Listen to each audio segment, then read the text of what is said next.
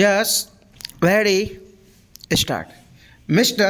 Speaker Sir, having addressed legacy issues, public sector banks are now proposed to be further provided 70,000 crore capital to boost credit for a strong impetus to the economy.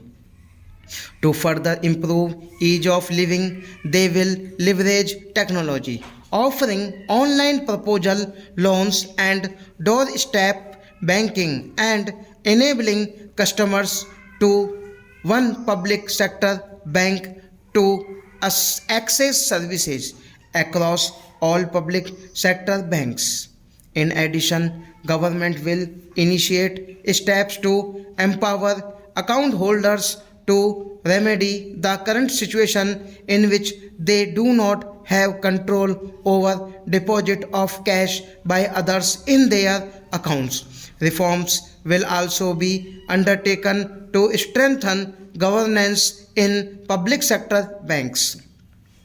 Non-banking financial companies are playing an extremely important role in sustaining consumption demand as well as capital formation in small and medium industrial segment.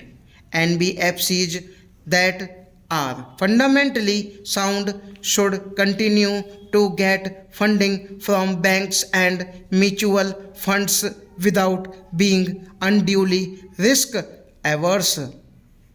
For purchase of high rated pooled assets of financially sound NBFCs amounting of a total of rupees 1 lakh crore during the current financial year. Government will provide one time 6 months partial credit guarantee to public sector banks for first loss of up to 10%.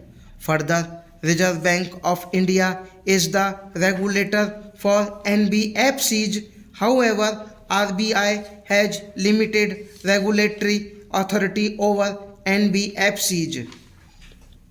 Appropriate proposals for strengthening the regulatory authority of RBI over NBFCs are being placed in the finance bill.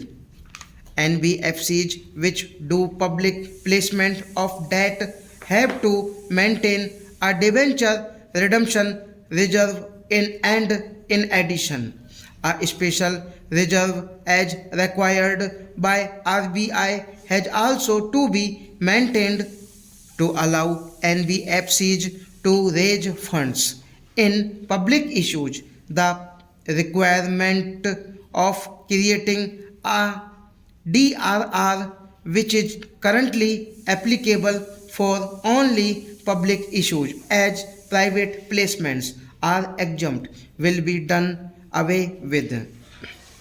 To bring more participants, especially NBFCs not registered as NBFCs, factor on the regulatory platform. Amendment in the Factoring Regulation Act 2011 is necessary and steps will be taken to allow all NBFCs to directly participate on the regulatory platform. Efficient and conducive regulation of the housing sector is extremely important in our context. The National Housing Bank is also regulator of the housing finance sector.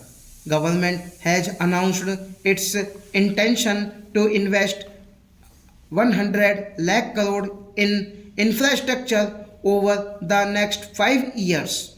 To this end, it is proposed to set up an expert committee to study the current situation relating to long-term finance and our past experience with development finance institutions and recommend the structure and required flow of fund through development finance institutions. Pension Fund Regulatory and Development Authority implements and regulates the national pension system and Atal Pension Yojana through various intermediaries including inter alia, the NPS Trust, keeping in view the wider interest of the subscribers and to maintain arm's length relationship of the NPS Trust with PFRDA. Steps will be taken to separate the NPS Trust from PFRDA with appropriate organizational structure to facilitate onshoring of international insurance transactions and to enable opening of branches by foreign reinsurers in the International Financial Services Center. It is proposed to reduce net owned fund requirement from 5,000 crore to 1,000 crore. Government has been following the policy of disinvestment in non-financial public sector undertakings, maintaining government stake not to go below 51%. Government is considering in case where the undertaking is still to be retained in government control to go below 51% to an appropriate level on case to case basis. Government has also decided to modify present policy of retaining 51% government stake to retaining 51% stake inclusive of the stake of government controlled institutions. In order to improve the capital flows into the Indian economy, it is important to align domestic corporate system and practices with global ones. It is also appreciated that global finance movement in equity uses certain parameters to evaluate the stocks in which they choose to invest. Government intends to further encourage retail participation in CPSEs, which of late has shown very encouraging upward trend.